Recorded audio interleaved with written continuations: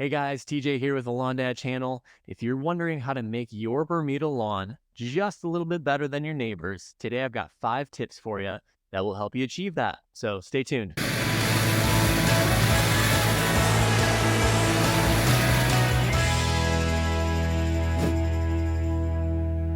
Hey guys, welcome back. Again, my name is TJ with the Lawn Dad channel.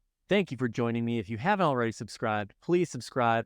I'm going to be giving you tips every single week on how to make your Bermuda grass a lot better than your neighbors. First tip I got for you guys today is water. What do you mean by water? Irrigation. You're probably watering your lawn way too much. And the reason why I say that is Bermuda only needs about an inch to an inch and a half of water per week. If you have your irrigation set up to be some sort of schedule like every other day or every Monday, Thursday, Saturday, something like that, you're doing it all wrong. There's a much easier way to do it. You can save some money while doing it. You need to get yourself a rain gauge, whether that's a one that where the rain goes in and you empty it out manually per week. That's gonna be your cheapest option. The a little bit more expensive option, but the way more beneficial and awesome option is getting a digital rain gauge. You're gonna say, man, it sounds so expensive. It's not.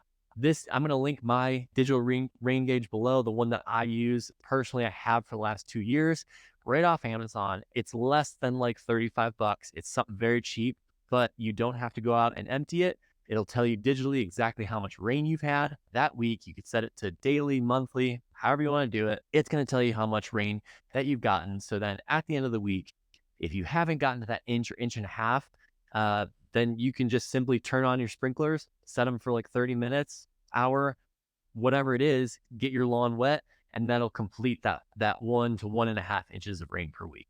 The reason why you don't want to overwater is simply it's going to avoid fungus. So if you're overwatering, it's probably going to introduce a lot of fungus to your yard. Your yard is not going to be very strong. Second off, your root zone. If you're watering very small increments every other day, your root zone is very shallow. Deep, infrequent waterings is going to be your best bet. That's going to get the roots to go down to that soil, and it's going to give you a lot better roots, which will in turn give you better grass. So that's tip number one. Tip number two today is going to be cut your Bermuda grass below 2 inches. 2 inches or below, that's going to be the maximum that you want to cut your Bermuda. I hear and see people saying, like, oh, you need to cut your Bermuda at least 3 inches. The higher you cut it, the greener it is. That couldn't be farther from the truth. I also hear, man, the lower you cut your Bermuda, the easier it is to burn. I cut my Bermuda at 0.3 inches. It hasn't turned me wrong since. It hasn't burned yet. I promise you. Check my other videos. It has not burned. You can also go to your nearest golf course. Let that superintendent know that they're cutting it too low. It's going to burn, and watch them laugh you out of the room.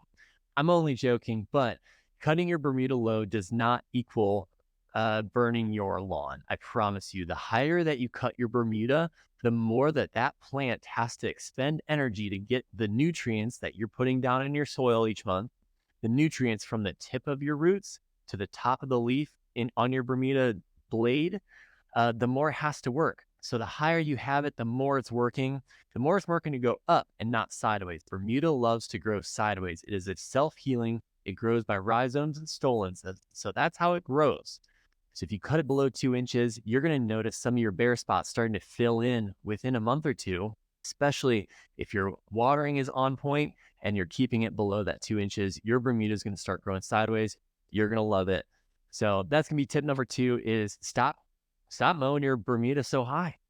Bring that down below 2 inches.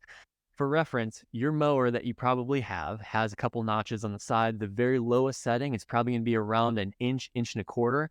So if you were to up that about 2 notches from there, you're probably around that 2-inch mark. If you're any higher than that, definitely just drop it down, scalp it, and then keep on mowing at that height. It's going to turn green. I promise.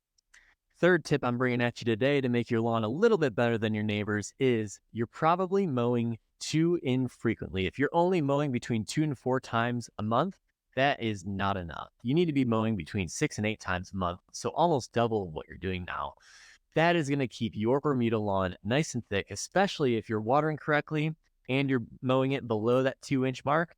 Your Bermuda is going to start growing sideways, going to start growing very thick. So if you were to only cut that every 2 or 4 times a month, you're going to be scalping it. It's going to be turning brown every single time you cut it.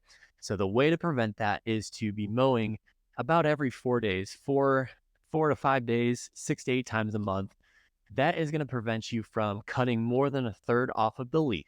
So if you cut off more than a third, you do risk the scalping, what we would call scalping. So if you cut it a day or two later, you see brown patches from your mower blades, that means you're scalping it. That means you're taking off too much of that leaf. So if you cut more consistently, you're cutting less off of that leaf, and it's keeping it green every single time you cut it. So that's going to be that third tip, is you need to mow a lot more consistently. Number 4, do not seed your bare spots in your Bermuda. If you have bare spots in your Bermuda, do not go to Home Depot. Do not buy a bag of Scots or whatever it is and throw down seed in there and expect your grass to look good. What that's going to do is, odds are your Bermuda grass that you have either came from sod, you may have seeded it, but in any case, you're never going to match the same exact cultivar that you are buying from Home Depot and putting in that spot. And the reason why it's a huge deal is when you start watering correctly, when you start mowing under 2 inches, when you start mowing consistently, your grass is going to start looking very beautiful. And once you have it, and if those patches, you put it down a common Bermuda, just a cheap Bermuda, the blade is going to look a lot different and a different color.